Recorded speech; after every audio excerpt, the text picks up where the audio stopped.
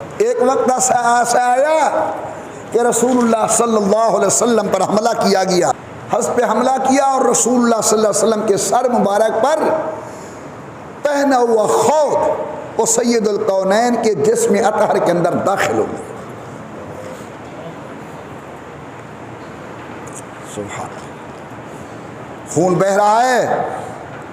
एक सहाबी दौड़ा हुजूर की तरफ, ये जल्दी जल्दी हुजूर के पास आया और उसे कुछ नहीं मिला।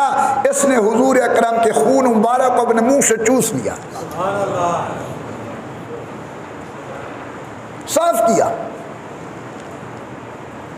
इमामुल अंबिया ने यूं देखा, फरमाया जिस जिस्म के अंदर मोहम्मद का खून हो जहन्नम की आग हराम है।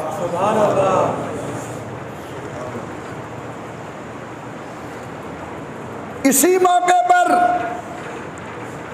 हजरत सैयदना हैदर कर्रार असदुल्लाह गालिब अली इब्न अबी तालिब सब कहो रज़ी अल्लाह ताला अन्हु, हजरत अली एक ढाल के अंदर पानी ले आए और सैयदा तैयबा ताहिरा जनाब फातिमा बतूल ने अपने वालिद के जिस्म से खून धोया। इसी जंग के अंदर हजरत कतादा की आंख निकल गई। हाथ में आंख लेकर हुजूर के दरवाजे पर आता है। कतादा ये क्या है? या रसूलल्लाह, दुश्मन का वार हुआ, आंख निकल गई। सैयदुल कौनैन ने अपने दस्ते करम से आंख को उठाकर उसके फिर लगा दिया अपनी जगह पर।